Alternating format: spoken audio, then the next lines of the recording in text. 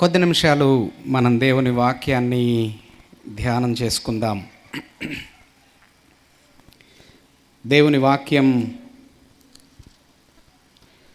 జీవం కలిగింది, జీవింపచేసేది, జీవితాలను మార్చేది, జీవితాలను వెలిగించేది. ఈ వాక్యం ద్వారా మాత్రమే మనం నిత్య జీవపు మార్గాన్ని తెలుసుకోగలుగుతాం. ఈ వాక్యం ద్వారా మాత్రమే మనం జీవితం యొక్క అర్థాన్ని తెలుసుకోగలుగుతాం. ఈ వాక్యం ద్వారా మాత్రమే మనం వాస్తవానికి ఎవరమో, మనం నిజంగా ఎవరమో తెలుసుకోగలుగుతాం. మన వాస్తవమైన స్థితిని తెలుసుకోగలుగుతాం. ఈ వాక్యం ద్వారానే దేవుణ్ణి తెలుసుకోగలుగుతాం. ఈ వాక్యం ద్వారా మాత్రమే నిజ దేవుని గూర్చిన సరైన అవగాహన కలిగి ఉండగలుగుతాం. ఈ వాక్యం ద్వారానే నిజ దేవుని దగ్గరకు మనం నడిపింపబడతాం. అలాంటి అద్భుతమైనటువంటి వాక్యాన్ని దేవుడు మనల్ని ప్రేమించి మనందరి కొరకు అనుగ్రహించారు. ఆ వాక్యాన్ని మనం జీవితకాలం అంతా నేర్చుకున్నా సరే సరిపోయినంతగా నేర్చుకోలేం. వాక్యం అంతా నేను నేర్చేసుకున్నానండి, ఫుల్గా నాకు అర్థమైపోయిందని 100 సంవత్సరాలు వాక్యం చదివిన వాళ్ళు కూడా చెప్పడానికి వీల్లేదు. అలాంటి దేవుని మహోన్నతమైన, మర్మమైన, అద్భుతమైన, స్పష్టమైన వాక్యాన్ని గురించి ఈ రాత్రి కొన్ని విషయాలు ఆ వాక్యంలో నుండి మనం నేర్చుకుందాం. ఈ రాత్రి మనం వినబోతున్నటువంటి ఈ వాక్యాన్ని, దేవుని వాక్యంలో ఉన్న కొన్ని సత్యాలను మనందరం శ్రద్ధగా ఆలకించడానికి, వినడానికి, అంగీకరించడానికి, అర్థం చేసుకోవడానికి, ఆ వాక్యాన్ని మన జీవితాల్లో మనం అప్లై చేసుకోగలగడానికి, అన్వయింప చేసుకొని ఆచరించగలగడానికి ప్రభువు మనకి సహాయం చేయాలని చిన్న ప్రార్థన చేసుకుందాం.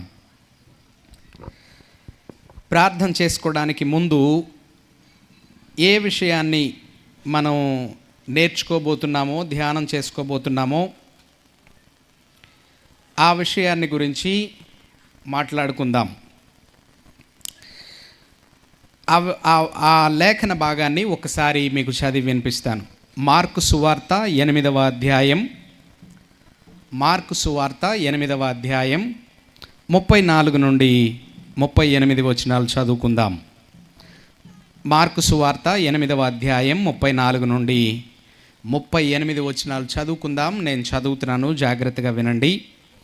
అంతటా ఆయన తన శిష్యులను, జనసమూహమును తన యొద్దకు పిలిచి, నన్ను వెంబడింపగోరువాడు తన్ను తాను ఉపేక్షించుకొని తన సిలువ ఎత్తుకొని నన్ను వెంబడింపవలెను. తన ప్రాణమును రక్షించుకొనగోరువాడు దానిని పోగొట్టుకొనును. నా నిమిత్తమును సువార్త నిమిత్తమును తన ప్రాణమును పోగొట్టుకొనువాడు దాన్ని రక్షించుకొను. ఒకడు సర్వలోకమును సంపాదించుకొని తన ప్రాణమును పోగొట్టుకొనుట వానికి ఏం ప్రయోజనం? మనుష్యుడు తన ప్రాణమునకు ప్రతిగా ఏమియ్యగలుగును? వ్యభిచారమును పాపమును చేయు ఈ తరము వారిలో నన్ను గూర్చియు నా మాటలను గూర్చియు సిగ్గుపడువాడెవడో వానిని గూర్చి మనుష్య కుమారుడు తన తండ్రి మహిమ గలవాడై పరిశుద్ధ దూతలతో కూడా వచ్చినప్పుడు సిగ్గుపడునని చెప్పెను. యేసుక్రీస్తు ప్రభువారు మాట్లాడుతూ ఒక మాట చెప్పడాన్ని మనం చూస్తాం చాలా క్లియర్గా. యేసుక్రీస్తు ప్రభు బోధిస్తూ ఉన్నాడు, ఆయనతో పాటుగా ఆయన శిష్యులు కూడా ఆయన పక్కన ఉన్నారు. ఆయన శిష్యులు మాత్రమే కాకుండా ఆయన శిష్యులతో పాటుగా ఇంకా చాలామంది ప్రజలు ఆయన చెప్తున్నటువంటి మాటలను వినడానికి కూడుకున్నారు అక్కడ. వీళ్ళందరూ అక్కడే ఉన్నారు, యేసు ప్రభు మాట్లాడుతూ ఉన్నారు. మళ్ళీ ఒకసారి ఆయన ఏం చేశాడంటే వాళ్ళందరినీ కూడా ఆయన దగ్గరికి పిలిచి, ఒకసారి ఇంకా దగ్గరికి రండి, ఒకసారి దగ్గరికి రండి అని పిలిచి ఒక మాట చెప్తున్నాడు. ఆయన ఏమని అన్నాడంటే, నన్ను వెంబడింపగోరువాడు తన తాను ఉపేక్షించుకొని తన సిలువను ఎత్తుకొని నన్ను వెంబడించాలి అని మొదలుపెట్టాడు. అక్కడున్న జనానికి సడన్గా అర్థం కాల ఏం జరిగిందో. ఇప్పుడు దాన్ని ఆయన ఎక్స్ప్లెయిన్ చేయడం మొదలుపెట్టాడు. ఎందుకు ఆయన్ని వెంబడించాలో, ఆయన్ని వెంబడించడం అంటే ఏంటో, ఆయన్ని వెంబడించడం ద్వారా ఏం జరగబోతుందో అంతంలో, ముగింపులో అన్న విషయాల గురించి యేసుక్రీస్తు ప్రభువారు చాలా క్లియర్గా కొన్ని విషయాలను తెలియజేస్తున్నారు. ఇక్కడ యేసుక్రీస్తు ప్రభు వారు తెలియజేసినటువంటి విషయాల్ని కొద్ది నిమిషాలు నేను మీ ముందు ఉంచాలని ఆశపడుతున్నాను. ఎందుకు అనంటే this is the most crucial truth in everybody's life. మనందరి జీవితాల్లోనూ చాలా ప్రాముఖ్యమైన అతి ప్రధానమైనటువంటి విషయాన్ని ప్రభు వారు ఇక్కడ చెప్పడాన్ని మనం చూస్తాం. ఈ సంవత్సరం మన కన్వెన్షన్ థీమ్ ఏంటి అని అంటే మనందరం యేసుక్రీస్తు శిష్యులంగా తయారవ్వడం, యేసుక్రీస్తును వెంబడించడం, ఆయన శిష్యులుగా మార్చబడడం అనే అంశాన్ని మనం పెట్టుకున్నాం. అయితే ఇక్కడ యేసుక్రీస్తు ప్రభువు ఆ శిష్యత్వాన్ని గురించి ఒక పిలుపు ఇవ్వడాన్ని మనం చూస్తాం. ఇక్కడ క్రీస్తు చెప్తున్నటువంటి ఈ మాటల్ని, క్రీస్తు పిలుపుని ఏమని అంటారంటే రాడికల్ కాల్ ఫర్ డిసైపుల్షిప్ అని అంటారనమాట. క్రీస్తు శిష్యులుగా ఉండడం కొరకైన దేవుని పిలుపుని ఇదొక రాడికల్ కాల్ ఫర్ డిసైపుల్షిప్. ఆయన శిష్యులుగా ఉండడం అంటే ఏంటో అన్న విషయాన్ని చాలా స్పష్టంగా కొండ బద్దలు కొట్టినట్టుగా ప్రభువారు చెప్తున్నటువంటి విషయం. ఇక్కడ ఆయన ఏమని అంటున్నాడంటే, నన్ను ఎవరన్నా వెంబడించాలి అని అనుకుంటే, నా శిష్యులుగా ఉండాలని అనుకుంటే వాళ్ళు చేయాల్సింది ఏంటంటే తమను తాము ఉపేక్షించుకొని తమ సిలువనెత్తుకొని ప్రతిరోజు నన్ను వెంబడించాలి అని అన్నారు ప్రభు. ఇప్పుడు ఈ మాటల్ని మనం కాస్త శ్రద్ధగా ధ్యానం చేద్దాం కొద్ది నిమిషాలు. ఇక్కడ మనం ఈ మాట అడిగేటప్పుడు యేసుక్రీస్తు నన్ను వెంబడించమన్నాడు. ఇప్పుడు మనం కానీ యేసు ప్రభువుని వెంబడించాలంటే మనల్ని మనం ఉపేక్షించుకుని మన సిలువనెత్తుకుని ప్రతిరోజు ప్రభువుని వెంబడించాలి. ఓకే, అసలు ఇప్పుడు ఇక్కడ కూర్చున్న మనలో ఒకవేళ మీరందరూ రక్షణ పొంది మారు మనసు పొంది విశ్వాసం ఉంచి ప్రభు పైన సంఘానికి వెళ్తున్న విశ్వాసులైతే ఓకే, మనం యేసు ప్రభు శిష్యులంగా ఉండాలి, ఎందుకంటే యేసు ప్రభు రక్షకుడు కాబట్టి, దేవుడు కాబట్టి అని మనం అనుకోవచ్చు. ఒకవేళ మీలో ఇక్కడ కూర్చున్న వారిలో ఎవరికైనా కానీ యేసు ప్రభువుని గురించి పరిపూర్ణంగా తెలియకపోతే, లేదనంటే జనరల్గా సాధారణంగా ఎవరైనా కానీ మేము యాదృచ్ఛికంగా ఇక్కడికి వచ్చాము, లేదంటే పలానోళ్ళు పిలిస్తే వచ్చాము, ఇక్కడ ఫస్ట్ టైం ఉన్నాము అనుకున్న వాళ్ళు కానీ ఎవరైనా ఉన్నట్లయితే మనందరం కూడా అడగాల్సిన మొదటి ప్రశ్న ఏంటంటే, అసలు యేసు ప్రభువుని ఎందుకు వెంబడించాలి నేను? ఆయన ఎవరు? అసలు ఆయన నేను వెంబడించాల్సిన అవసరం ఏంటి? ఆయన జోలు నాకు ఎందుకు?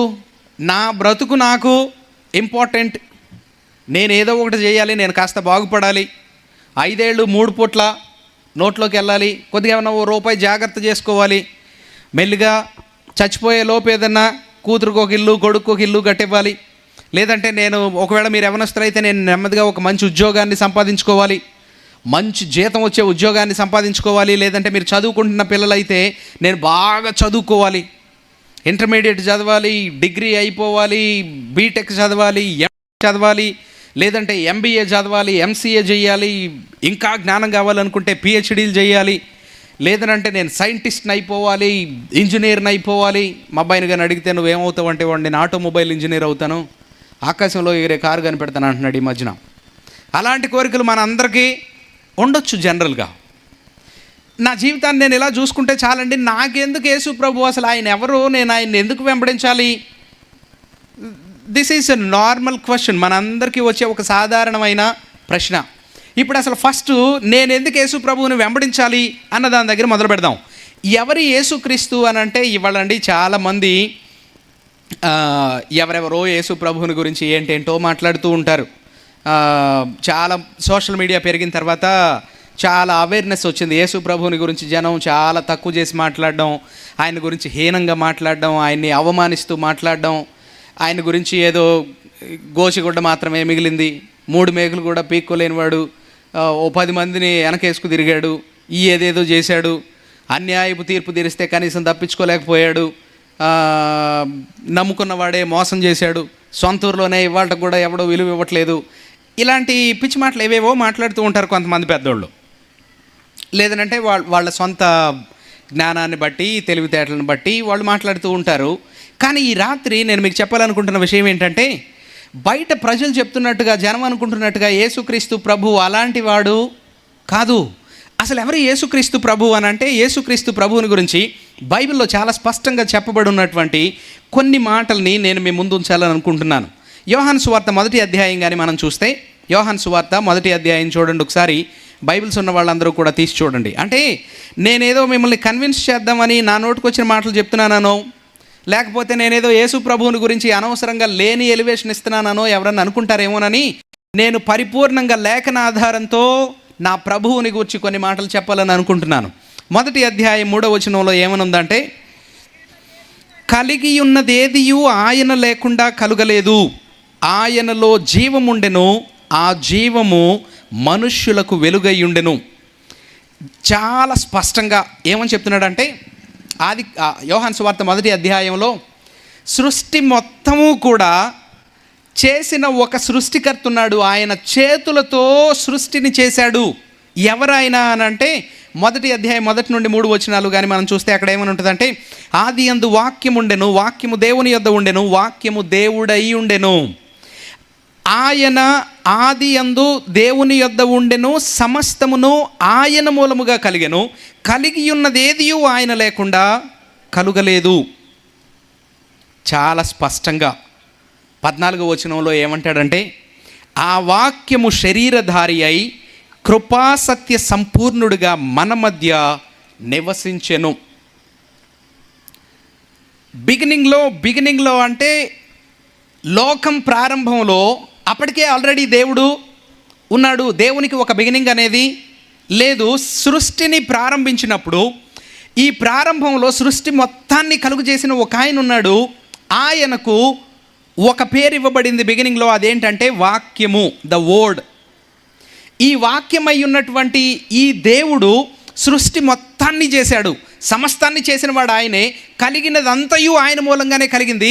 కలిగినదేదియు ఆయన లేకుండా కలగలేదు. మన కంటికి కనబడేది కానీ మన కంటికి కనబడినది కానీ సృష్టిలో ఉన్న సమస్తము కూడా ఒక ఆయన చేశాడు. ఆయన ఎవరంటే 2000 సంవత్సరాల క్రితం ఈ యోహాను రాసిన ఈయన ఏమని అంటున్నాడంటే, ఆయన ఇప్పుడు మనతో పాటు మన మధ్యలో శరీరధారిగా కృపాసత్య సంపూర్ణుడిగా ఆయన నివసించాడు. ఆయన శరీరాన్ని ధరించి మన మధ్యకు వచ్చాడు. ఇదిగో మన మధ్యలో ఉన్న యేసు ఆయనే. ఎలా ఉన్నాడు ఆయన అనంటే, కృపాసత్య సంపూర్ణుడుగా ఉన్నాడు. కృపాసత్య సంపూర్ణుడు అనంటే ఏంటండి? కృపా సత్యము సంపూర్ణంగా కలిగినవాడు. జనం అనుకుంటున్న యేసు కాదు యేసు. ఆయన కృపాసత్య సంపూర్ణుడైన దేవుడు. ఆయన పరిపూర్ణమైన కృపను కలిగి ఉన్నవాడు. ఆయన మాత్రమే సంపూర్ణమైన కృపను కలిగి ఉన్నవాడు. కృపను సత్యాన్ని సంపూర్ణంగా కలిగినవాడు కేవలం దేవుడు మాత్రమే. ఆ దేవుడే శరీరధారిగా మన మధ్యలో వచ్చి నివాసం చేశాడు అని యేసుక్రీస్తు ప్రభువుని గురించి యోహాను సాక్ష్యమిస్తున్నాడు. ఇప్పుడు ఆ యేసు ప్రభువుని గురించి ఇంకొక మాట కూడా చెప్తాను. 1 కొరింథీ పత్రిక 8వ అధ్యాయం 6వ వచనాన్ని కానీ మనం చూస్తే, 1 కొరింథీ పత్రిక 8వ అధ్యాయం 6వ వచనాన్ని, ఆకాశమందైనను భూమి మీదనైనను దేవతలు అనబడినవి ఉన్నను మనకు ఒక్కడే దేవుడున్నాడు, ఆయన తండ్రి. ఆయన నుండి సమస్తమును కలిగెను, ఆయన నిమిత్తము మనమున్నాము. మరియు మనకు ప్రభువు ఒక్కడే, ఆయన యేసుక్రీస్తు. ఆయన ద్వారా సమస్తమును కలిగెను, మనము ఆయన ద్వారా కలిగిన వారము. ఇక్కడ రెండో మాట మనం గుర్తు చేసుకోవాల్సింది ఏంటంటే, ఇప్పుడు మనకి ఒకే ఒక్క దేవుడు ఉన్నాడు. ఆ దేవుడు తండ్రి అయినటువంటి దేవుడు. కంగారు పడొద్దు, నేను క్లారిటీ ఇస్తాను. మనకు ఒకే ఒక్క దేవుడు ఉన్నాడు. ఆ దేవుడు ఎవరండి? తండ్రి అయినటువంటి దేవుడు. అయితే ఇప్పుడు మళ్ళీ అంటున్నాడు, మనకి ఒకే ఒక్క ప్రభువు ఉన్నాడు. ఆ ప్రభువు యేసుక్రీస్తు. ఇప్పుడు ఆ ప్రభువే మనలను సృజించినవాడు, మనందరము ఆయన వారము. ఇప్పుడు మనం మరి మనకు దేవుడు తండ్రి అని అంటున్నాడు కదా, ఇప్పుడు యేసు ప్రభు దేవుడు కాదా మరి అని అనుకోవచ్చు. కొంతమంది అలాంటి పిచ్చివాదాలకు దిగేవాళ్ళు కూడా ఉన్నారు. ఇక్కడ ఈయన చెప్తున్న మాట ఏంటంటే, పౌలు చాలా స్పష్టంగా ఏమని అంటున్నాడంటే, మనందరము ఆయన మూలంగా కలిగాము, మనల్ని సృష్టించిన వాడు ఆయనే.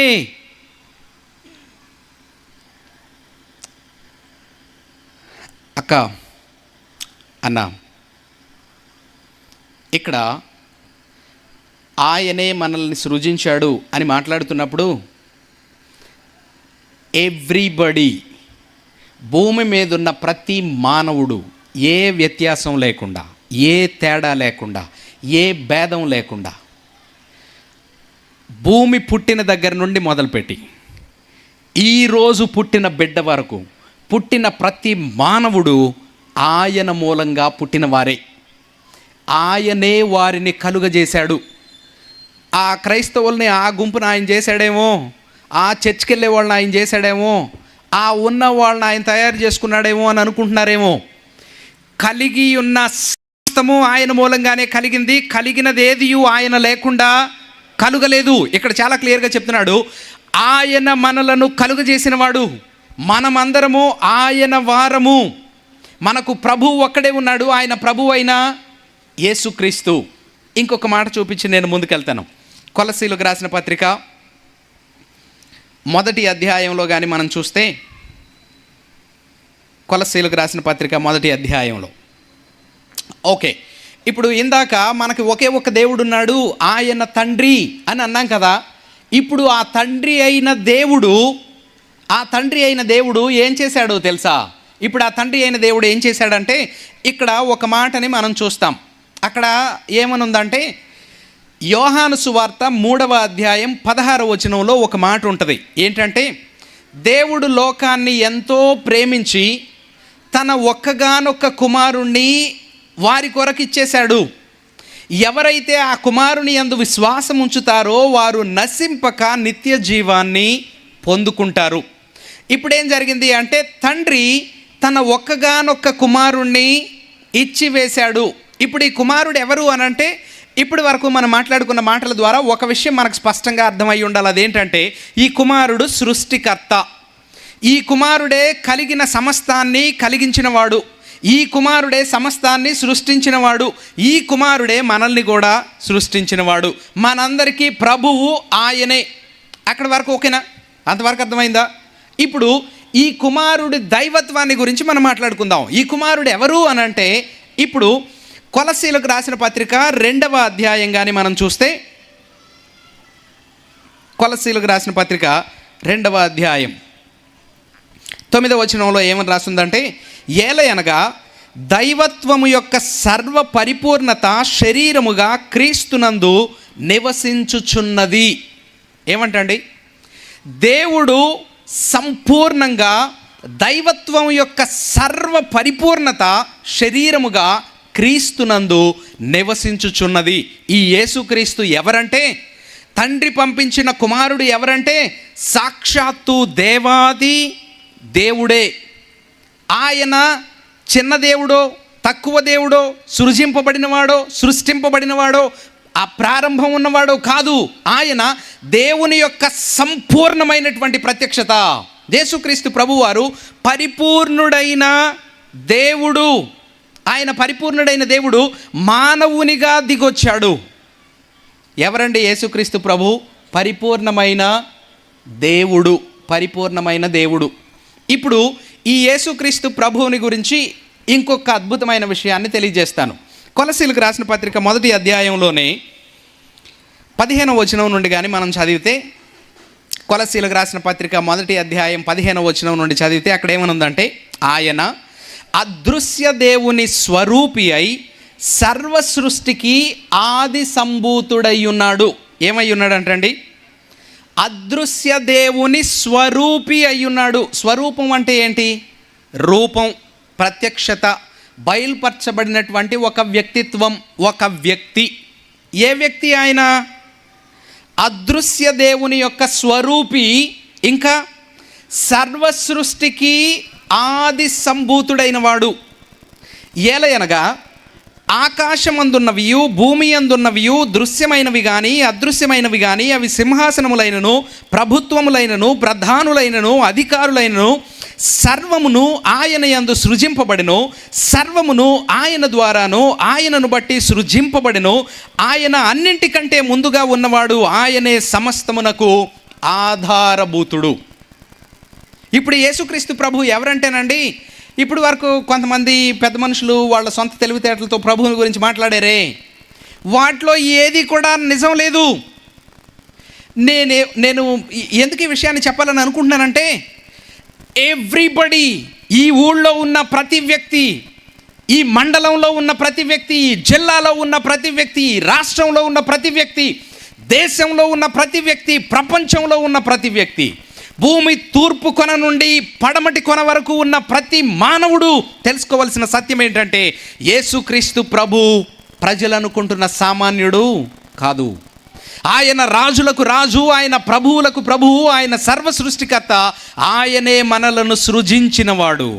మన కంటికి కనబడేది కానీ మన కంటికి కనబడింది కానీ సమస్తాన్ని సృజించినవాడు ఆయనే. అన్నింటికీ మించి మనం గ్రహించాల్సింది మనలను సృజించినవాడు ఆయనే. ఆయన మన సృష్టికర్త. ఆయన మన సృష్టికర్త. మీరు ఒక కారు తయారు చేశారు అనుకుందాం. దేనికోసం తయారు చేసుకుని ఉంటారు? ఎవరన్నా ఒక వస్తువుని తయారు చేశారు అని అంటే ఫస్ట్ అది వాళ్ళ అవసరత అయి ఉంటుంది. ఆ తర్వాత ప్రజలందరి అవసరత అయి ఉంటుంది. ముందు వాళ్ళ గురించి వాళ్ళు ఆలోచించిన తర్వాతే కానీ వాళ్ళ అవసరతను బట్టే కానీ వాళ్ళు ఆ విషయాన్ని తెలుసుకుంటారు. ఎవరు కూడా వాళ్ళ సొంత అవసరం లేకుండా దేన్ని కూడా లోక కళ్యాణం కోసం కనిపెడుతున్నామని అనేవాళ్ళు ఎవరు లేరు. మీరు కావాలంటే కనిపెట్టబడిన ఏ వస్తువును గురించి అన్నా ఆలోచించండి. It is for them first. వాళ్ళను గురించినటువంటి అవసరత. సేమ్ అలాగే మీరు కారు కనిపెట్టారని అనుకుందాం. ఏం కనిపెట్టారు? కారు కనిపెట్టారు. కారు కనిపెట్టిన తర్వాత కారు కనిపెట్టి మీరు ఇప్పుడు ఈ కారు ఒక 100 కిలోమీటర్ల స్పీడ్తో వెళ్ళాలి, రోడ్డు మీద వెళ్ళాలి, ఇది నన్ను 100 కిలోమీటర్లు తీసుకెళ్ళాలి గంటకి అని కనిపెట్టారు. కనిపెట్టిన తర్వాత ఆ కారు నేను ముందుకెళ్ళిన వెనక్కి వెళ్తాను అంటుంది అనుకోండి, ఏం చేస్తారు మీరు? సరే నేనే కదా కనిపెట్టాను, సరే వెనక్కి వెళ్దాంలే అని అనుకుంటారా? ఈ వెనక్కి వెళ్దాంలే అని అనుకుని పోని వెనక్కి అద్దాలు పెట్టుకుని మళ్ళీ సీట్ ఇటేపుకు తిప్పుకుని ఇటు తిరిగి కూర్చున్న తర్వాత మరి వెనక్కి వెళ్దామని అనుకుంటే మళ్ళీ అది ఇటు వెళ్తాను అంటుంది అనుకోండి, ఏం చేస్తారు? ఏం చేస్తారు చెప్పండి? మీరు ఆలోచిస్తున్నారా? నాతో పాటే ఉన్నారా?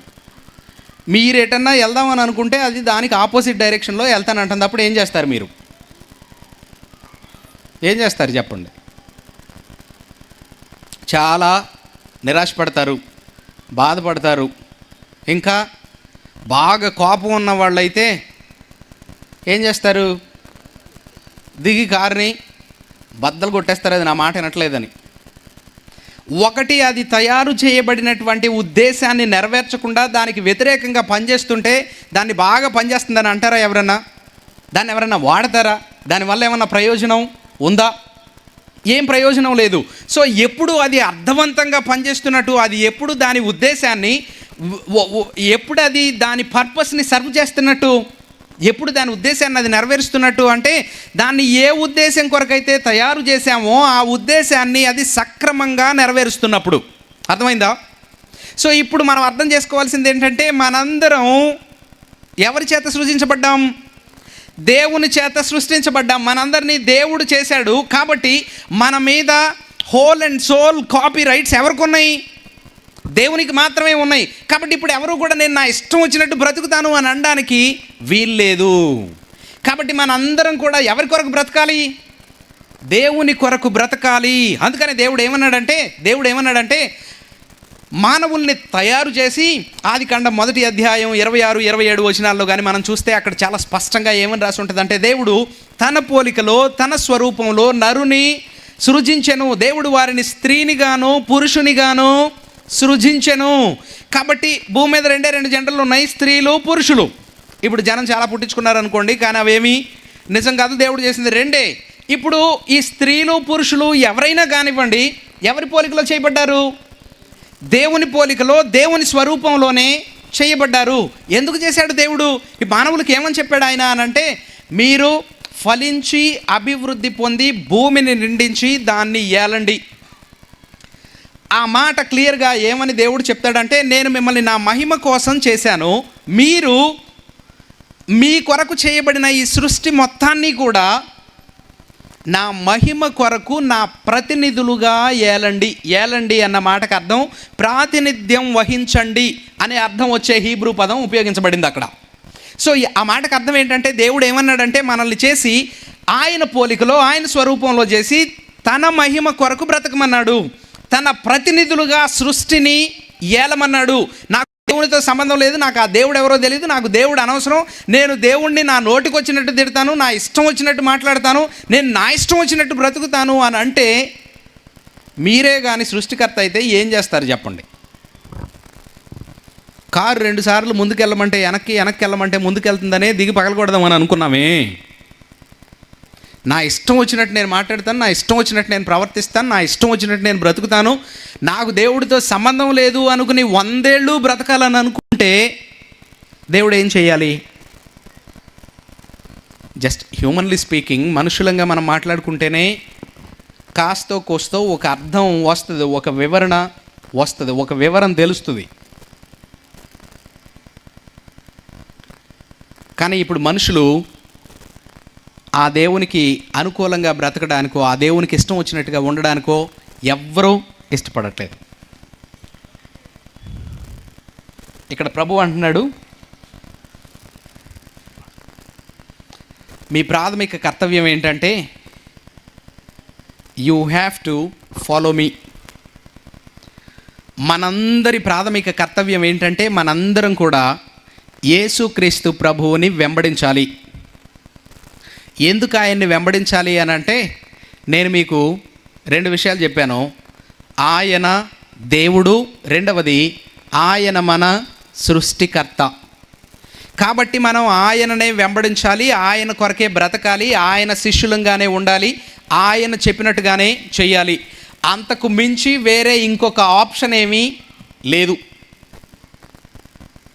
ఇప్పుడు ఆ యేసుక్రీస్తు ప్రభువుని వెంబడించాలంటే ఏం చేయాలి? ఆ పర్పస్ని సర్వ్ చేయాలంటే ఏం చేయాలి?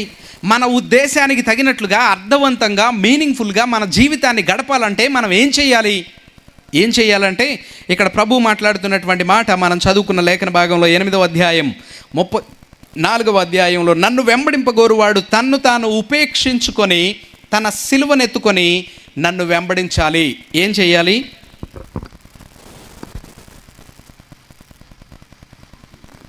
నన్ను వెంబడించే వాళ్ళు తనను తాను ఉపేక్షించుకొని తన సిలువనెత్తుకొని నన్ను వెంబడించాలి. తనను తాను ఉపేక్షించుకోవడం అంటే ఏంటి? ఒక వ్యక్తి తనను తాను ఉపేక్షించుకోవడం అంటే ఏంటి? తనను తాను తిరస్కరించుకోవడం అని అర్థం అనమాట. తనని తాను రిజెక్ట్ చేసుకోవడం అని అర్థం అనమాట. తనను తాను తిరస్కరించుకోవడం, రిజెక్ట్ చేసుకోవడం అని అంటే ఏంటంటేనండి, మనుషులంగా మనందరం కూడా నేను నా ఇష్టం వచ్చినట్లు బ్రతికితేనే నాకు స్వాతంత్రం అని అనుకుంటున్నారు, కానీ మనం ఎవరం కూడా స్వాతంత్రంలో బ్రతకడం లేదు. మనమందరం స్వాతంత్రంలో బ్రతకడం లేదు. బైబిల్ గ్రంథంలో ఎఫెసీయులకు రాసిన పత్రిక 2వ అధ్యాయం 1వ వచనంలో ఏమని ఉంటుందంటే, మనందరము మన పాపముల చేతను అపరాధముల చేతను చచ్చిన వారమై ఉండగా అని మాట్లాడతాడు ఎఫెసీ సంఘంలో ఉన్న విశ్వాసులతో. ఆ మాటకు అర్థం ఏంటంటే మనందరం కూడా మన పాపముల చేత అపరాధముల చేత చచ్చిన వారమై ఉన్నాము. మనందరం మరణకరమైనటువంటి మృతమైన స్థితిలో ఉన్నాము. ఆత్మీయంగా దేవుడెవరో తెలియని స్థితిలో ఉన్నాము. ఎందుకు? ఏం జరిగింది? కారణం ఏంటి అని అంటే, మన దీని అంతటికి కారణం ఏంటంటే మీ పాపముల చేతను అపరాధముల చేతను అని అంటున్నాడు అనమాట. పాపం అంటే ఏంటంటే దేవునికి విరోధంగా బ్రతకడం. పాపము అనే పదానికి ఉపయోగించబడిన గ్రీకు పదం ఏంటంటే హమర్టియా అనే పదం ఉపయోగించబడింది. అమర్టియా అనే ఆ గ్రీకు పదానికి అర్థం ఏంటంటే మిస్సింగ్ ద మార్క్. ఆర్చరీ తెలుసు కదా మీకు, బాణాలు వేసే పోటీ ఉంటుంది కదా ఒలింపిక్స్లో, ఆ మధ్యలో చుక్కకి అన్ని బాణాలు తగిలితే వాళ్ళ గోల్డ్ మెడల్ ఇస్తారనమాట. దాన్ని ఆర్చరీ అని అంటారు. సో ఆ మధ్యలో ఆర్చరీ ఆడేటప్పుడు బాణం ఆ మధ్యలో చుక్కకి తగలకుండా పక్కన ఎక్కడ తగిలినా సరే అరే గురి తప్పిందిరా అని అంటారు కదా. ఆ గురి తప్పింది అనే మాటను గ్రీక్లో అమర్టియా అని అంటారనమాట. సో ఇప్పుడు గ్రీక్లో పాపము అనే పదానికి ఒరిజినల్గా బైబిల్ రాసిన భాషలో ఉపయోగించబడిన మాట ఏంటంటే అమర్టియా అనంటే ఏంటంటే గురి తప్పడం. పాపము అనంటే గురి తప్పడం. మనం గురి తప్పి బ్రతుకుతున్న బ్రతుకు మూలంగా ఈ బ్రతుకు మనకు దేనికి కారణమైందంటే ఇది మనకేం తీసుకొచ్చిందంటే మరణాన్ని తీసుకొచ్చింది. It caused us death. ఇది మనకు మరణాన్ని తీసుకొచ్చింది. ఈ మరణం మనల్ని ప్రస్తుతానికి ఆత్మీయంగా చనిపోయేటట్టుగా చేసింది. ఈ మరణానికి ఫలితం ఏంటి? ఈ మరణం మూలంగా ఏం జరిగింది అని అంటే ఇందాక మనం చదువుకున్న కొలస్సీ పత్రికలోనే 3వ అధ్యాయంలో ఏమని ఉంటుందంటే, కావున భూమి మీదనున్న మీ అవయవములను అనగా జారత్వము, అపవిత్రత, కామాతురత, దురాశ, ధనాపేక్ష చంపివేయండి.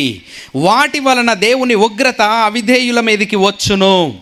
8వ వచనంలో అంటాడు, ఇప్పుడైతే మీరు కోపము, ఆగ్రహము, దుష్టత్వము, దూషణ, మీ నోట బూతులు అని వీటన్నింటినీ విసర్జించండి.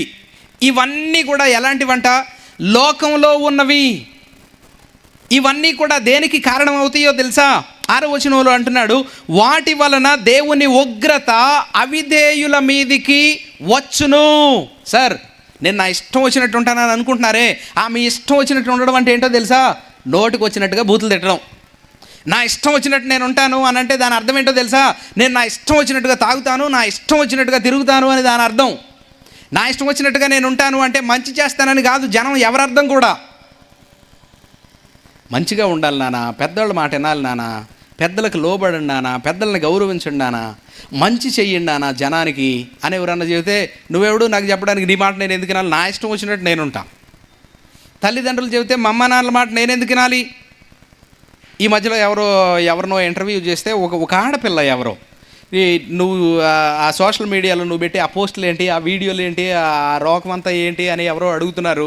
అడుగుతుంటే ఆ అమ్మాయి అంటుంది, నా ఇష్టం, నేను నా ఇష్టం వచ్చింది పెట్టుకుంటా. మీ అమ్మ నాన్నలు ఏమనుకుంటారు? కనీసం వాళ్ళు తలెత్తుకుంటారా? అసలు వాళ్ళ మాట ఏమేమంటే వాళ్ళెవరు? అసలు వాళ్ళ మాట నేను ఎందుకు వినాలి? వాళ్ళు నన్ను కంటే వాళ్ళ మాట నేను వినాలా? నా జీవితం నా ఇష్టం. వాళ్ళు కన్నారు, వాళ్ళ పని అయిపోయింది అంతే. సో వాళ్ళ ఇష్టం అని అంటే ఏంటంటే వాళ్ళ అర్థం ఇక్కడ ఈయన ఏమని అంటున్నాడంటే చాలా క్లియర్గా ఏమని చెప్తున్నాడంటే, జారత్వము, అపవిత్రత, కామాతురత, దురాశ, ధనాపేక్ష, కోపము, ఆగ్రహము, దుష్టత్వము, దూషణ, బూతులు, ఇవన్నీ లోకంలో ఉన్నటువంటి విషయాలు. సో జనానికి ఏం కావాలి అని అంటే డబ్బు కావాలి, తీవ్రమైన ధనాపేక్ష. డబ్బు సంపాదించడానికి వాళ్ళ ఇష్టం వచ్చినట్టుగా వాళ్ళు బతికితే అప్పుడు వాళ్ళని వాళ్ళ ఇష్టం వచ్చిన అడ్డదారుల్లో అన్యాయంగా అక్రమంగా బ్రతికితే అది వాళ్ళకి స్వాతంత్రం. తర్వాత శరీరాన్ని సంతోషపెట్టుకోవడానికి జనం ఇష్టం వచ్చినట్టుగా పెళ్ళికి ముందు వాళ్ళ ఇష్టం వచ్చినట్టు ఎంతమందితోనైనా తిరగొచ్చు, పెళ్ళయిన తర్వాత వాళ్ళ ఇష్టం వచ్చినట్టు ఎంతమందితోనైనా తిరగొచ్చు. ఒకళ్ళతోనే ఉండండిరా అని చెప్తే అది వాళ్ళని బంధించినట్టు. ఇప్పుడు అర్థమవుతుందా మీకు స్వాతంత్రం అంటే? లోకం దృష్టిలో ఏమి స్వాతంత్రమో? వ్యర్థమైన చెడుతనం అంతా కూడా లోకం స్వాతంత్రం అని అనుకుంటున్నారు. కానీ అది దేవుని దృష్టిలో పాపం. కానీ అది వాస్తవానికి పాపం. ఎందుకు అనంటే దేవుడు మనల్ని ఇంకో గురి కలిగి తయారు చేశాడు. మన సృష్టికర్త అయిన దేవుడు మనల్ని ఇంకొక ఉద్దేశం కొరకు సృజించాడు. కానీ మనం మాత్రం మన ఇష్టం వచ్చినట్టుగా బ్రతుకుతున్నాం. ఆ ఇష్టం ఏంటంటే మన ఇష్టం అని అనుకుంటున్నాం, కానీ అది మన ఇష్టం కాదు. అందుకని ఎఫెసీ పత్రిక 2వ అధ్యాయం 3వ వచనంలో ఏమంటాడంటే, మీరు ఆ పాపము అపరాధము ఏంటంటే ఎక్స్ప్లెయిన్ చేస్తా అంటాడు, మీరు వాయుమండల సంబంధ అధిపతి అయినటువంటి, ఈ లోకానికి అధిపతి అయినటువంటి సాతానుడు పెట్టిన ధర్మం చొప్పున మీ ఇష్టం వచ్చినట్టు మీరు బ్రతుకుతూ వచ్చారు. సాతానుడు ఒక ధర్మం పెట్టాడు లోకంలో. ఆ ధర్మం కోసం బ్రతుకుతున్నారు జనం ఇవాళ. ఆ ధర్మం ఏంటంటే వాడు పెట్టిన పాపపు నీచపు ధర్మం. ఈ ధర్మం దేవుని ఉగ్రతకు మనల్ని పాత్రుల్ని చేసే ధర్మం. రెండవది అంటాడు, మీరు మీ మనస్సు యొక్క కోరికలు నెరవేర్చుకోవడానికి, మీ శరీరాన్ని సంతోషపెట్టుకోవడానికి మీ ఇష్టం వచ్చినట్టు మీరు బ్రతుకుతూ వచ్చారు. అది కూడా మళ్ళీ వాడి ఇన్ఫ్లుయెన్సే. ఇక్కడ ఎక్కడా కూడా మనల్ని సృష్టించిన సృష్టికర్తను గురించి తెలుసుకోవడానికి కానీ, అరే నేను అసలు ఎందుకు పుట్టాను, నన్ను ఎందుకు పుట్టించాడు దేవుడు, నన్ను అసలు ఎవరు పుట్టించారు, నేను ఎందుకు బతుకుతున్నాను, నేను దేనికోసం బ్రతకాలి అనే ఆలోచన లేకుండా లోకంలో చాలామంది బ్రతుకుతూ ఉన్నారు. ఒకవేళ 99.5% ఇలాగే బ్రతుకుతున్నారు.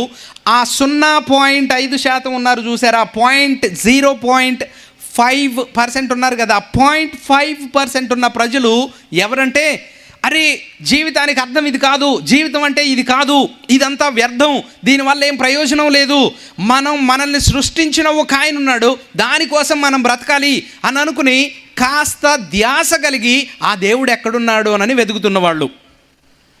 వెతుకుతున్నా సరే వాళ్ళకి ఆ దేవుణ్ణి తెలుసుకునే అవకాశం ఉందా? లేదు.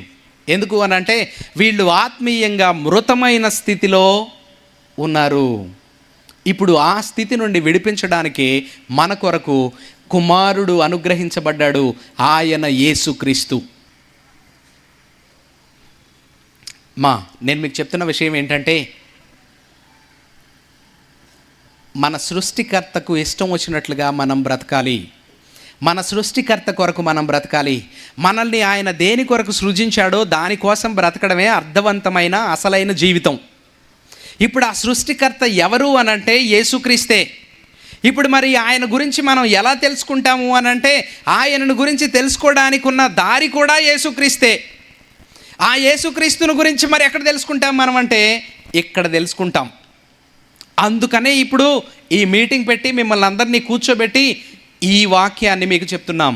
ఈ రాత్రి మనం తెలుసుకోవాల్సిన సంగతి ఏంటంటే, మన జీవిత అర్థాన్ని మనం తెలుసుకోవడానికి, మన జీవిత పరమార్థాన్ని మనం తెలుసుకోవడానికి, మన జీవితాన్ని అర్థవంతంగా బ్రతకడానికి, to live our lives meaningfully, the only way is to live for Jesus. యేసుక్రీస్తు ప్రభు కొరకు బ్రతకడం తప్ప వేరే ఇంకొక అర్థవంతమైన విధానం ఏమీ లేదు మన జీవితానికి. ఎవరి కోసం బ్రతకాలండి? ఎవరి కోసం బ్రతకాలి చెప్పండి? ఎవరి కొరకు బ్రతకాలి? యేసుక్రీస్తు కొరకు బ్రతకాలి. ఆయనను వెంబడించాలి. ఆయన వలె బ్రతకాలి. ఈ సర్వోన్నతుడైన దేవుడు 2000 సంవత్సరాల క్రితం ఎలా వచ్చాడంట? శరీరధారిగా, కృపా సత్య సంపూర్ణుడిగా మన మధ్యలో నివసించాడు. ఈ నివసించిన ఈ దేవుడు ఏం చేశాడంట? శరీరధారిగా మన మధ్యలో నివసించి మనకు మాదిరిగా జీవించి వెళ్ళాడు. పరిపూర్ణమైనటువంటి నీతిమంతుడుగా ఆయన జీవించాడు. పరిపూర్ణమైనటువంటి మానవునిగా ఆయన జీవించాడు. పాపరహితుడుగా ఆయన జీవించాడు. ఆ రోజుల్లోనండి శాస్త్రులు, పరిసయ్యులు, సద్దుకయ్యులు అని కొంతమంది ఉండేవాళ్ళు అనమాట. శాస్త్రులు అంటేనేమో ధర్మశాస్త్రాన్ని చాలా జాగ్రత్తగా కాపీస్ రాసేవాళ్ళని స్క్రైబ్స్ అని అనేవాళ్ళు. స్క్రైబ్ అంటే రాసేవాడు, స్క్రిబ్లింగ్ అంటే రాయడం కదా, సో రాసేవాడు అని అర్థం అనమాట. సో తర్వాత పరిసయ్యుల నుండేవాళ్ళు, వాళ్ళు ఏంటంటే ధర్మశాస్త్రాన్ని బోధించేవాళ్ళు అనమాట. సద్దుకయ్యుల నుండేవాళ్ళు, వాళ్ళు కూడా ధర్మశాస్త్రాన్ని బోధించేవాళ్ళే. వీళ్ళు ఏం చేస్తూ ఉండేవాళ్ళు అంటే, ధర్మశాస్త్రాన్ని బోధిస్తూ, ధర్మశాస్త్రాన్ని బోధించడం మాత్రమే కాదు, ధర్మశాస్త్రంలో ఉన్న ప్రతి ఆచారాన్ని కూడా తూచా తప్పకుండా పాటించేవాళ్ళు, ప్రజలందరూ పాటించేలా చేసేవాళ్ళు. వాళ్ళకి ధర్మశాస్త్రం అంతా కూడా కంఠస్థం అన్నమాట. ధర్మశాస్త్రంలో వాళ్లకు తెలియని కామా, ఫుల్ స్టాప్ కూడా ఉండదు. కొన్ని వేల కాపీలు వాళ్ళ జీవిత కాలంలో వాళ్ళు రాస్తారు. హెబ్రీ భాషలో చిన్న చిన్న చుక్కలు కూడా చాలా మ్యాటర్ అనమాట. బైబిల్ కాలేజీలో చదువుకునేటప్పుడు హెబ్రీ భాష నేర్చుకుంటా ఆ చుక్కలో రాయాల్సి వచ్చినప్పుడు అది ప్రింటింగ్ మిస్టేక్ అర్థమయ్యేది కాదు, అక్షరంలో చుక్కలో అర్థమయ్యేది కాదు. అంత ప్రాముఖ్యం అనమాట చిన్న చిన్న చుక్కలు కూడా. కానీ వాళ్ళకి ఆ చుక్కలు కూడా కంఠస్థం. అంత కంఠస్థమైన వ్యక్తులు అందరి ముందు ప్రభువు నిలబడి, నాలో పాపముందని ఎవడైనా స్థాపించగలడా అని సవాలు చేస్తే ఒక్కళ్ళ నోట్లో నుండి మాట బయటికి రాలేదు.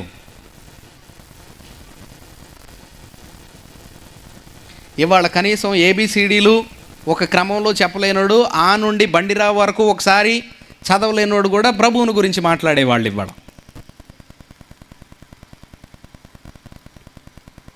మన ప్రభువు యేసుక్రీస్తు పాపరహితుడు, నీతిమంతునిగా ఆయన జీవించాడు.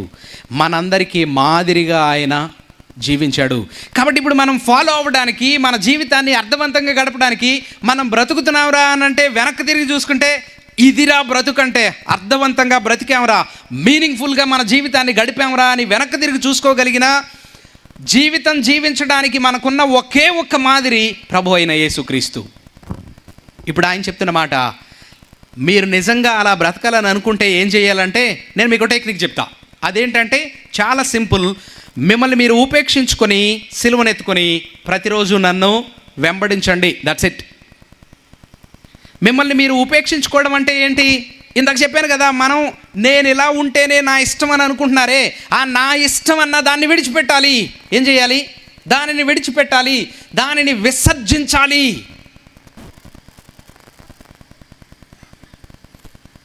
ఏం విసర్జించాలి అంటే, జారత్వం, వ్యభిచారం, కామాతురత, అపవిత్రత, కోపం, ఉగ్రత, దుష్టత్వం, దూషణ, బూతులు, వీటన్నింటినీ విడిచిపెట్టాలి. ధనాపేక్ష విడిచిపెట్టాలి. శరీరాన్ని సంతోషపెట్టుకునే కోరికలు విడిచిపెట్టాలి. నాకు చేయాలనిపించిన పనులన్నీ నేను విడిచిపెట్టాలి. త్రాగుడు విడిచిపెట్టాలి, తిరుగుడు విడిచిపెట్టాలి, దేవునికి విరోధమైన వ్యతిరేకమైన ప్రతి దాన్ని విడిచిపెట్టాలి. ఎందుకు అనంటే అది మన మీదకి దేవుని ఉగ్రతను తీసుకొచ్చేదే కానీ మన జీవితాన్ని అర్థవంతంగా గడపడానికి అది పనికొచ్చేది కాదు. ఎవరెన్ని చెప్పినా సరే, ఎవరెంత మాట్లాడినా సరే, మనకి మన ఇష్టం వచ్చిందే మనం చేస్తాం, మనం చేయాలనుకున్నదే మనం చేస్తాం. ఎవరు చెప్పింది వినే పని లేదు. ఎంత మంచి అనిపించినా సరే దాన్ని చేసే పనే లేదు. సరే, ఇప్పుడు వరకు అలా బ్రతుకుతూ వచ్చామేమో, కానీ ఇప్పుడు మనం అర్థం చేసుకోవాల్సిన సంగతి ఏంటంటే, ఇప్పుడు మనం నేర్చుకోవాల్సిన సత్యం ఏంటంటే, ఇది కేవలం స్కూల్లో టీచర్ గారు చెప్పిందో, ఇప్పటి వరకు అమ్మ నాన్నలు చెప్పిందో, లేదంటే కాస్త పెద్దోళ్ళు మాట్లాడిందో కాదు. మనల్ని సృజించిన సృష్టికర్త చెప్తున్న మాట. మనల్ని మనం ఉపేక్షించుకొని మన సృష్టికర్త అయిన యేసుక్రీస్తుని వెంబడించడమే నిజమైనటువంటి జీవితం. There is no other way. There is no other way of life. జీవితాన్ని గడపడానికి ఇంకా ఇంతకు మించిన ఇంకొక దారి లేదు. ఏం చేయాలి అంటే, మనల్ని మనం ఉపేక్షించుకోవడం అంటే ఇది నా ఇష్టం అని అనుకున్న ప్రతిదాన్ని డిలీట్ చేయడం, తిరస్కరించుకోవడం. తన సిలువనెత్తుకొని, అంటే సిలువనెత్తుకోవడం అంటే ఏంటి? సిలువ అనేది అవమానానికి, శ్రమకు గుర్తు. సిలువ వేయబడ్డం అని అంటే అత్యంత అవమానకరమైన శిక్షను అనుభవించడం. సిలువ వేయబడ్డం అంటే అత్యంత వేదనకరమైనటువంటి, బాధాకరమైనటువంటి శిక్షను అనుభవించడం. ప్రతిరోజు తన సిలువను ఎత్తుకోవడం అనంటే రెండు విషయాలు: అవమానాన్ని, శ్రమను భరించడానికి సిద్ధంగా ఉండడం. ఈ లోకమంతా కూడా ఒక ధర్మం చొప్పున నడుస్తుంది. వాడు పెట్టిన ధర్మం ప్రకారం వెళ్తున్నారు. కానీ ఇక్కడ మనం గుర్తుపెట్టుకోవాల్సింది ఏంటంటే, మన సృష్టికర్త అయిన క్రీస్తును వెంబడించాలి. కాబట్టి మనం ఆ ధర్మానికి విరోధంగా క్రీస్తుకు లోబడి, క్రీస్తును పోలి మనం నడుస్తూ ఉన్నప్పుడు ఆ ధర్మాన్ని వెంబడిస్తున్న లోకమంతా మనల్ని అవమానించవచ్చు, మనల్ని శ్రమలకు గురి చేయొచ్చు. అనేక శ్రమలు పెట్టడానికి, మనల్ని యేసుక్రీస్తు అనుచరులని శ్రమ పెట్టడానికి సాతానుడు అన్ని రకాలుగాను ప్రయత్నం చేస్తూనే ఉన్నాడు. వాడు చేస్తాడు అంతే. అయినా సరే మనం ఆయన్ని వెంబడించాలి. కంగారు పడొద్దు. మరి ఈ శ్రమలన్నీ నేను ఎందుకండి పడ్డాం, అప్పుడు ఇంకా దేవుడు ఎందుకండి, అసలు ఆయన ఏం దేవుడు అండి అని అనుకుంటున్నారేమో. వస్తాను అక్కడికి కూడా. ప్రభు ఆ మాట కూడా చెప్తాడు చాలా క్లియర్గా. ఆయన దేవుడు కదా, ఒక స్పష్టత లేకుండా ఆయన మాట్లాడు. సెలువునెత్తుకుని బ్రతకడం అని అంటే ఈ జీవితం అంతా ఇటు గడిపేస్తే ఇంకా లాభమే ఉందండి దానివల్ల అనుకుంటున్నామేమో. అనుకోవచ్చు, కానీ దేర్ ఈజ్ క్లారిటీ. ఏం కంగారు పడొద్దు, అక్కడికి కూడా వద్దాం. సో ఇప్పుడు ఆయన అంటాడు, ఎందుకు సార్ మనం బ్రతకాలి, ఎందుకు బతకాలి, ఆయన కోసం ఎందుకు బతకాలి అని అంటే ఆయన చెప్తున్న మాట ఏంటంటే, ఇలా బ్రతకాల్సిందే మీరు. ఎందుకు అని అంటే, ఎవడైనా కానీ ఇలా తన సిలువనెత్తుకొని ఆయనను వెంబడిస్తూ బ్రతికితే వాడు నిజంగా తన ప్రాణాన్ని కాపాడుకున్నట్టు. తన ప్రాణాన్ని కాపాడుకోవడానికి యేసు ప్రభువుని కాదంటే దాన్ని పోగొట్టుకుంటాడు. కానీ ప్రభువు కొరకు తన ప్రాణాన్ని పోగొట్టుకోవడానికి కూడా సిద్ధపడితే, తన సిలువనెత్తుకొని ప్రతిరోజు ఆయనను వెంబడించడానికి, తనను తాను తిరస్కరించుకొని బ్రతకడానికి కానీ ఎవరన్నా సిద్ధపడితే వాళ్ళు నిజంగా వాళ్ళ జీవితాన్ని కాపాడుకున్నట్టు, రక్షించుకున్నట్టు. లేదు నేను డబ్బే సంపాదించుకుంటాను, నేను అన్యాయంగానే బ్రతుకుతాను, నా శరీరాన్ని సుఖపెట్టుకుంటాను, నా ఇష్టం వచ్చినట్టే నేను బ్రతుకుతాను, నేను ఆయన కోసం దేన్ని వదిలిపెట్టను, నేను సుఖంగా సంతోషంగా ఉండడమే నాకు కావాలి అని అనుకుంటే అలాంటి వాళ్ళు తన ప్రాణాన్ని పోగొట్టుకున్నట్టు. అదేంటండి, నేను ప్రాణాన్ని కాపాడుకుంటే మీరు పోగొట్టుకున్నట్టు అంటారు? యేసు ప్రభు చెప్తున్న పారాడాక్స్ ఇది. పారాడాక్స్ అని అంటాం ఇంగ్లీష్లో. తెలుగులో వ్యతిరేక అర్థం వచ్చేటువంటి పదాలు అన్నమాట. నీ ప్రాణాన్ని నువ్వు రక్షించుకోవాలనుకుంటే దాన్ని పోగొట్టుకో అని అంటున్నాడు. పోగొట్టుకుంటే ఎట్లా రక్షించుకుంటామండి? మళ్ళీ ఆయన అంటున్నాడు, నీ ప్రాణాన్ని నువ్వు నిజంగా పోగొట్టుకుంటే దాన్ని రక్షించుకున్నట్టు. పోగొట్టుకుంటే ఇంకా రక్షించుకోవడం ఏంటి? రక్షించుకోవాలంటే పోగొట్టుకోవడం ఏంటి? ప్రభు మాట్లాడుతున్న మాట. పోగొట్టుకోవడం అని అంటే మనల్ని మనం తిరస్కరించుకోవడం. రక్షించుకోవడం అంటే ప్రభువు కొరకు మనం బ్రతకడం. ఈ మాట కాస్త ముందుకెళ్ళిన తర్వాత క్లారిటీ వస్తుంది. కానీ మనం ఖచ్చితంగా ఆయన కొరకు బ్రతకాల్సిందే.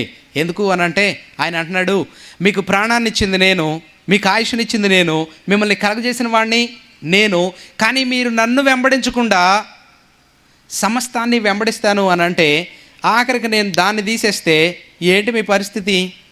తర్వాత వచనంలో ప్రభు అంటున్నాడు చూడండి, 36వ వచనంలో, ఒకడు సర్వలోకమును సంపాదించుకొని తన ప్రాణమును పోగొట్టుకొనుట వానికి ఏమి ప్రయోజనం? మనుష్యుడు తన ప్రాణమునకు ప్రతిగా ఏమి ఇయ్యగలుగును? నాకు యేసు ప్రభు అక్కర్లేదు, నా సృష్టికర్త అక్కర్లేదు, దేవుడు అక్కర్లేదు, ఎవరు అక్కర్లేదు, నాకు ఇదే కావాలని ఒకడు అంతా సంపాదించుకున్నాడు అనుకోండి, ఏమవుతుంది? అంతా సంపాదించుకున్న తర్వాత ఆఖరికి ప్రాణం పోయిందనుకోండి, ఏమవుతుంది?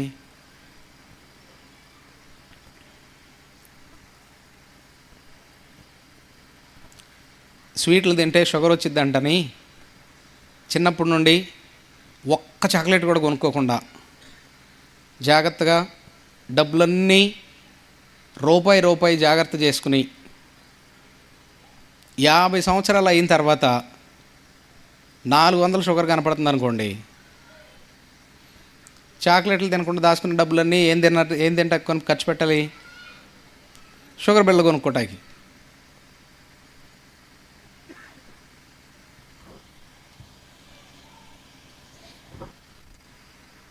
ఒకటి చాలా ప్రయాసపడి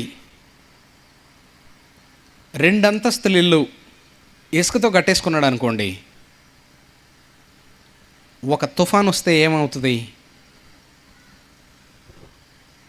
ఇసుకతో కట్టుకున్నాడు, ప్రయాసపడ్డాడు, తుఫాన్ వచ్చి కొట్టింది, ఆనవాలు కూడా కనపడదు. జస్ట్ లైక్ దాట్, అంతే. లోకమంతా సంపాదించుకుని ప్రాణాన్ని పోగొట్టుకుంటే దానివల్ల ప్రయోజనం ఏముంది? కానీ ప్రభు కోసం బ్రతికితే దాన్ని కాపాడుకున్నట్టు. ఏంటంటే ఇందాక నుండి ప్రభు కోసం బ్రతికితే కాపాడుకున్నట్టు అంటారు, పోగొట్టుకోమంటారు, నన్ను నేను కాదనుకోమంటారు, ఏమీ వద్దు ఆయన కోసమే బ్రతకమంటారు, సిలువనెత్తుకొని బ్రతకమంటారు, అవమానం కోసం రెడీగా ఉండమంటారు, శ్రమ పడ్డానికి రెడీగా ఉండమంటారు. ఇవన్నీ గడిపి చచ్చిపోతే ఇక జీవితానికి అర్థం ఏముంది? ఇప్పుడు చెప్తా, ప్రభు మాట్లాడుతున్న ఆఖరి మాట. వ్యభిచారమును పాపమును చే ఈ తరము వారిలో నన్ను గూర్చియు నా మాటలను గూర్చియు సిగ్గుపడువాడెవడో వానిని గూర్చి మనుష్య కుమారుడు తన తండ్రి మహిమ గలవాడై పరిశుద్ధ దూతలతో కూడా వచ్చునప్పుడు సిగ్గుపడునని చెప్పెను. ఇక్కడ మనకు అసలైన క్లారిటీ వచ్చే విషయం. ఇక్కడ ఏమంటున్నాడంటే, ప్రభు ఇందాక యేసుక్రీస్తు ప్రభు వారు మన కొరకు ఈ లోకానికి వచ్చారు, ఆయన 33.5 సంవత్సరాలు నీతిమంతునిగా జీవించాడు, మన ముందు ఒక అద్భుతమైన మాదిరిగా ఉండి వెళ్ళాడు అని అనుకున్నాం కదా. ఈ ఉండి వెళ్ళిన ఆయన ఎందుకు చనిపోయాడు అని అంటే, మన పాపముల కొరకు చనిపోయాడు. ఆయన మన పాపాలన్నీ తన పైన వేసుకొని చనిపోయాడు. ఆయన నీతిమంతుడు, పాపరహితుడు అని చెప్పాను కదా. మరి అలాంటప్పుడు ఆయన ఎందుకు చనిపోవాలి? అసలు మరణం ఎందుకు వచ్చింది? అసలు మరణం అంటే ఏంటి? రోమీలకు రాసిన పత్రిక 3వ అధ్యాయం 23వ వచనంలో ఉంటుంది ఒక మాట, పాపము వలన వచ్చు జీతము మరణము. మరణం కేవలం పాపం మూలంగానే వచ్చింది, పాపానికి జీతంగానే వచ్చింది. మరి ఇలాంటి జీతం యేసు ప్రభుకి ఎందుకంటే రావడం? ఆయనలో పాపం లేకపోతే. అందుకనే బైబిల్లో చాలా స్పష్టంగా రాయబడింది. 2వ కొరింథీ పత్రిక 5వ అధ్యాయం 21వ వచనంలో ఏమని అనంటే, దేవుడు ఏం చేశాడో తెలుసా? మనందరం కూడా దేవుని ముందు నీతిమంతులంగా మార్చబడ్డం కొరకు, మనందరం పరిశుద్ధులంగా కనబడ్డం కొరకు ఆయన ఏం చేశాడంట? పాపమెరుగని ఆయనను మన కొరకు పాపముగా చేసెను. Christ became sin for us. యేసుక్రీస్తు ప్రభు వారి పైన మనందరి పాపము కృమ్మరించబడింది, మనందరి పాపము ఆయనకు ఆపాదించబడింది. అందుకని ఆయన మరణాన్ని పొందాల్సి వచ్చింది. క్రీస్తు శిలువ మరణంలో జరిగిందేంటో తెలుసా? మనందరి పాపానికి వెల చెల్లించబడింది, మనందరి పాపానికి ప్రాయశ్చిత్తం జరిగింది. ఆయన మనందరి పాపాలు తనపైన వేసుకుని మనం పొందాల్సిన మరణాన్ని, మనం అనుభవించాల్సిన దేవుని ఉగ్రతను పరిపూర్ణంగా శిలువ మరణంలో అనుభవించాడు. ఆయన మన కొరకు చనిపోయి సమాధి చేయబడి 3వ రోజున ఆయన తిరిగి లేచాడు. మరణాన్ని, శాపాన్ని, పాపాన్ని ఓడించి తిరిగి లేచాడు ఆయన. కాబట్టి ఇప్పుడు ఎవరైతే ఆయన యందు విశ్వాసం ఉంచుతారో, ఎవరైతే ఆయన చనిపోయింది నా కొరకే, ఆయనే నా రక్షకుడు, ఆయనే నా దేవుడు, ఆయనే నా సృష్టికర్త, నేను ఆయన కొరకే బ్రతుకుతాను, ఆయన శిలువ మరణం ద్వారా నా పాపం కొట్టివేయబడింది, ఆయన శిలువ మరణంలో నా పాపం అంతా చెల్లించబడింది, పరిహరించబడింది అని నమ్ముతారో వాళ్ళందరూ రక్షించబడతారు. ఇది బైబిల్ చెప్తున్న సువార్త. ఇప్పుడు ప్రభు అంటున్న మాట, ఇప్పుడు ఆయన 3వ రోజున తిరిగి లేచి, మరి ఏడండి ఆయన ఇక్కడ లేడు కదా అని అంటే, ఆయన శరీరధారిగా మన మధ్యలో లేడు. 500 మంది ఆయనతో కూడా ఉన్న ప్రజలందరూ చూస్తూ ఉండగా ఆయన పరలోకానికి ఆరోహణమై వెళ్ళాడు. ఆయన తన ఆత్మను మనతో ఉండడానికి పంపించాడు. ఆయన ఆత్మరూపిగా మన మధ్యలో ఉన్నాడు, కానీ శరీరధారిగా మనతో లేడు. ఆయన ఇప్పుడు తండ్రి కుడి పార్శ్వమున కూర్చుని ఉన్నాడు. ఆ పైకి ప్రజలందరూ చూస్తూ ఉండగా వెళ్ళిన ఆ యేసుక్రీస్తు చాలా త్వరలో 2వసారి రాబోతున్నాడు. చాలా త్వరలో ఆయన రాబోతున్నాడు. ఆ 2వసారి వచ్చేటప్పుడు ఆయన ఎలా వస్తాడో తెలుసా? ఆయన అంటున్నాడు చూడండి, తన తండ్రి మహిమ గలవాడై పరిశుద్ధ దూతలతో కూడా వచ్చునప్పుడు. ఆ యేసుక్రీస్తు ప్రభు మధ్యాకాశంలోకి దిగి రాబోతున్నాడు. తన తండ్రి మహిమ కలిగి పరిశుద్ధ దూతలతో కూడా ఆర్భాటముతోనూ ప్రధాన దూత శబ్దముతోనూ ఆయన తిరిగి రాబోతున్నాడు. ఆయన యందు విశ్వాసం ఉంచిన వారందరినీ కూడా ఆయన తీసుకొని వెళ్ళబోతున్నాడు. అక్కడ తండ్రి ఎదుట ఆయన మనల్ని మహిమపరచబోతున్నాడు. ఇప్పుడు మనం అక్కడికి వెళ్ళి ఆయన ఎదుట మహిమపరచబడబోయే జీవితం, ఆ మహిమతో మనం గడపబోతున్నటువంటి జీవితం, ఇట్ ఈజ్ ఫర్ ఎవర్. అది నిత్యత్వము, అది నిరంతరమైనటువంటి జీవితము. దానికి ఇక అంతం అనేది లేదు. ఈ భూమి మీద మనం బ్రతికే బ్రతుకు ఎంతకాలమో మనకి తెలీదు. ఈ క్షణం కూర్చున్న పడంగా చచ్చిపోవచ్చు, ఇలా మాట్లాడుతూ నేను ఆగిపోవచ్చు. ఈ రాత్రి ఎంతమంది ఇంటికి వెళ్తామో మనకి గ్యారంటీ లేదు. రేపు ఎంతమంది చూస్తారో ఎవరికి గ్యారంటీ లేదు. ఇది అల్పమైనటువంటి జీవితం. కాబట్టి ఈ జీవితాన్ని గడిపిన 4 రోజులు ప్రభు కొరకు గడిపితే ఒక నిత్య జీవితం ఉంది. ఆ జీవితంలోకి మనల్ని తీసుకెళ్ళడానికి ఆయనే రాబోతున్నాడు త్వరలో. కాబట్టి ఆయన వచ్చినప్పుడు ఎవరైతే తమను తాము ఉపేక్షించుకొని తమ సిలువనెత్తుకొని ప్రభువుని వెంబడిస్తారో వారందరూ 100,000 లక్షల కోట్ల సంవత్సరాలు ఆయన మహిమలో జీవిస్తారు. ఎవరైతే ఆయనను వెంబడించకుండా వాళ్ళ ఇష్టం వచ్చినట్టుగా వాళ్ళు బ్రతికి ఈ లోక ధర్మం చొప్పున బ్రతుకుతూ వచ్చారో, పాపంలో కొనసాగుతూ వచ్చారో, వాళ్ళందరూ దేవునికి దూరస్తులుగా దేవుని ఉగ్రత కింద నరక శిక్షను అనుభవిస్తారు. ఇప్పుడు ఈ రెండిట్లో ఏ దారిలో ఉంటారో నిర్ణయించుకోవడానికి ప్రభు ఈ రాత్రి మీకు అవకాశం ఇచ్చారు. ఇక్కడ కూర్చున్న ప్రతి ఒక్కరూ, ఎవ్రీబడి ఇన్ దిస్ ప్లేస్, ఇక్కడున్న ప్రతి ఒక్కరూ కూడా ఆయన చేత సృష్టింపబడిన వాళ్ళు. మనందరం ఆయన మహిమ కొరకు బ్రతకాల్సిన వాళ్ళం.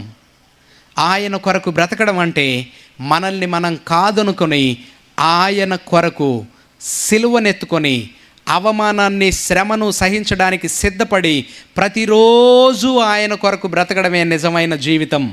మనం అలా జీవిస్తే ఆయన త్వరలో రాబోతున్నాడు. ఆయనతో కూడా మనల్ని ఉండడానికి తీసుకెళ్తాడు.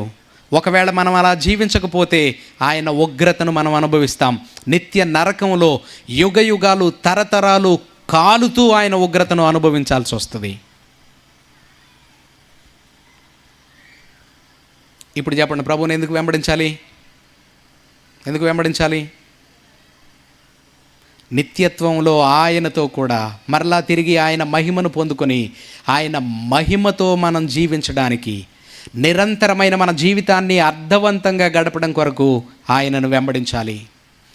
మనలో ప్రతి ఒక్కరం కూడా క్రీస్తు శిష్యులంగా బ్రతకడం అనేది mandatory. It is not an option. There is no excuse, there is no other way. మీకు అందరికీ అర్థమైందని అనుకుంటున్నాను. మన ఎదుట ఒక అద్భుతమైనటువంటి దారి ఉంచబడింది. అదేంటంటే మన జీవితాన్ని మహిమలో నిరంతరం గడపగలిగిన జీవితం, పాపం నుండి శాపం నుండి విడిపించబడి మహిమాన్వితమైన జీవితాన్ని జీవించే మార్గం, ఆ మార్గం క్రీస్తు శిష్యులుగా బ్రతకడం. కాదు అని అనుకుంటే నిత్య నరకం సిద్ధంగా ఉంది.